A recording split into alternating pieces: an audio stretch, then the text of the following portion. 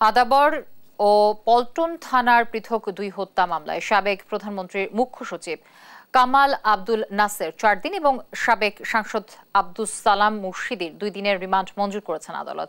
বিকেলে তাদের Dhaka metropolitan magistrate আদালতে নেয়ার পর শুনানি শেষে তাদের এই রিমান্ডের আদেশ দেন।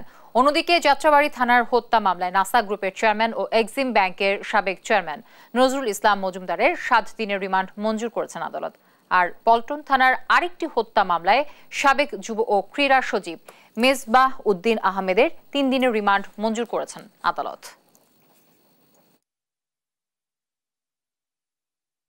ডক্টর কামাল আবু নাসের চৌধুরী মুজিব শতবর্ষ উদযাপন কমিটির তিনি সমন্বয়ক ছিলেন। তিনি মুজিব শতবর্ষ অনুষ্ঠানটিকে সফলভাবে তিনি উদযাপন করেছিলেন। তাকে পল্টন থানার একটি হত্যা মামলায় তাকে গ্রেপ্তার করে আজকে 10 দিনের রিমান্ড চাওয়া হয়েছিল। আমরা সেই রিমান্ড শুনানি করেছি। বিজ্ঞ আদালত শুনানি শেষে 4 দিনের তার রিমান্ড মঞ্জুর করেছে।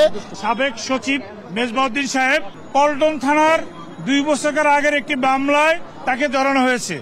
আমরা বিজ্ঞ আদালতে তার জামিনের প্রার্থনা করেছি এবং রিমান্ড বাতিলের জন্য আমরা প্রার্থনা করেছি।